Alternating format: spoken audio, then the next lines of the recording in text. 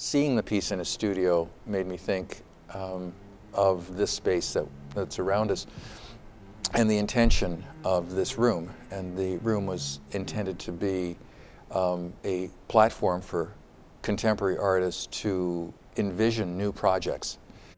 And we spoke a little bit about his intentions, and I think addressing the war that was going on at that time and continues to go on, and how the bags were a metaphor, and particularly this sense of emptiness or once containing. Now, as people realize through the text material associated with the show, the suspended bags all contain the name of a dead soldier. Like a lot of art, and especially installation art, it has to be experienced, and then you remember that experience. And I don't think people will forget it. I think it is extremely powerful, especially the combination of the visual, audio, and the kinesthetic aspects, the actual walking through that maze of bags that touch your body, and you understand that within the bag is the name of a fallen soldier. We've been to too many funerals and memorials for combat deaths and suicide. It's not the VA's fault, but it's the hidden cost of war. I've known guys that came back and attempted to kill themselves as a direct consequence of having gone to war.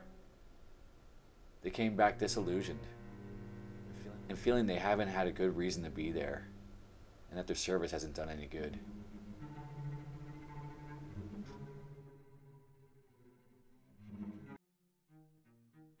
So in totality, I see in my mind this whole idea coming together, the darkness of the room, this wall of bags at the entrance, which people will have to part through so that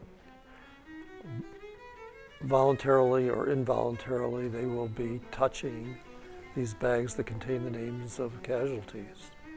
And it brings them immediately into contact with the truth about what is going on with war. I mean, war is about people getting killed. Even when you go back to the Civil War, I mean, there was a huge amount of casualties, and in one day there'd be as many casualties as we've had in Iraq, because people were just thrown like sticks into the flames, I learned to put all my fears in a shoebox and deal with them later. Now it's later and I'm trying to deal with some of it, but I want to forget it. There's another chapter in my life I'll leave and go on from. The Army is still mistakenly after me to re-enlist, although I lost my legs there and still suffer from PTSD.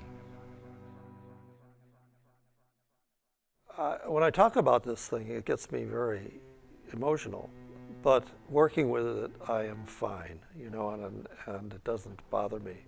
I had to stuff the names of all these casualties from Vietnam into these bags. You'd think that would have been a horrific thing to do, but like I said, you approach it as you would if you were a medic and you had to, it was a job that you had to do. Well, the artist's job is to do the work and hope that the result will be satisfying, because the work isn't. The work is work. This piece is accomplished, as I said to Ben, more than I expected. He obviously is a very creative individual and has taken on challenges to work with different media. It was a dream come true for me to see this room used as a sandbox for artists, a kind of area where they can play and experiment. And in the final result, this is a very powerful, moving installation. I want to get people to understand that each one of these bags they see, you know, that's a life.